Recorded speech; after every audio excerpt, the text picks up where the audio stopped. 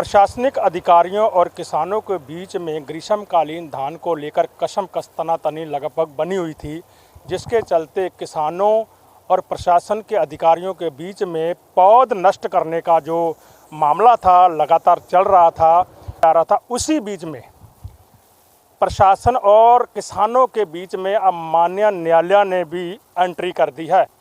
उस एंट्री में अब क्या आदेश आया है, उस आदेश को जानने के लिए हमारे साथ हैं किसान नेता प्रताप सिंह जी। उनसे जानते हैं कि आज जो माननीय हाई कोर्ट ने जो आदेश किया है, क्या आदेश किया। देखिए, पौध पड़ चुकी थी, असमंजस की स्थिति थी। उन्होंने सीएम साहब ने कहा था इस बार धान लगेगा। जब पौध डाल दी गई उसके बाद प्रशासन ने उसे पौध को नष्ट करने का सोचा। नष्ट करने भी गए, जगह जगह लोग रोक रहे थे, कुछ नष्ट भी हुई। उसी में हमारे किसान हाई कोर्ट पहुँचे, तो आज माननीय हाई कोर्ट ने पौध नष्ट करने के लिए रोक दिया है कि आप प्रशासन से ये कह दिया कि आप किसी की पौध नष्ट नहीं करेंगे। बाकी इसकी जो सुनवाई है वो अभी जारी रहेगी। आगे जो भी इसका होगा, आदेश आएगा, उसका पालन किया जाएगा, तो किसी की पौध नष्ट नहीं होगी। लेकिन अभी धान लगाने का आदेश कुछ नहीं है, वो जैसा भी आदेश होगा आगे देखा जाएगा। लेकिन अब पौध जो नष्ट कर रहे थे, पौध नष्ट होने का आज रोक लगा दी गई उच्च न्यायालय ने।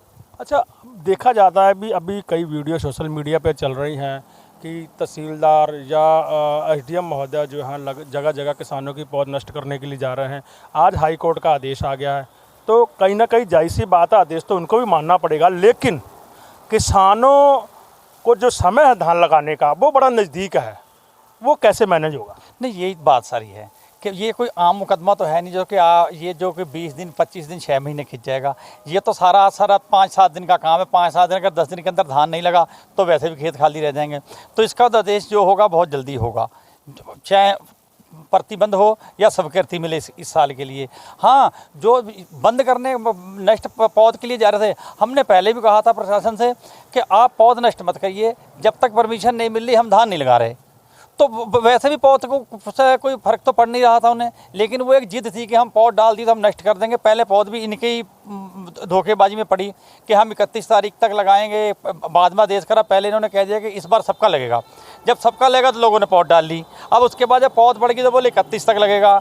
अब 31 तक भी ये कह रहे हैं कि वो किसने धान वाले में लगा लिया, किसने गेहूँ वाले में लगा लिया, किसने गन्ने वाले में लगा लिया, किसने मटर वाले में लगा लिया। आप गदरपुर वाला मामला आपने देखा ही है। तो उस वजह से आज हाई कोर्ट ने रोक लगा दी कि आप किसी की पौध नष्ट नहीं करेंगे, नर्सरी नष्ट नहीं करेंगे। बाकी जो भी आगे को आदेश होगा न्यायालय का, वो पालन करेंगे। अच्छा, ये बताइए मुझे कि जैसे आप जानते हैं कि रुद्रपुर के खानपुर में एसडीएम और तहसीलदार द्वारा एक किसान का धान ही खराब कर दिया गया जो 26 मार्च को लगा था, जबकि सीएम साहब ने 31 मार्च तक की परमिशन दे रखी थी।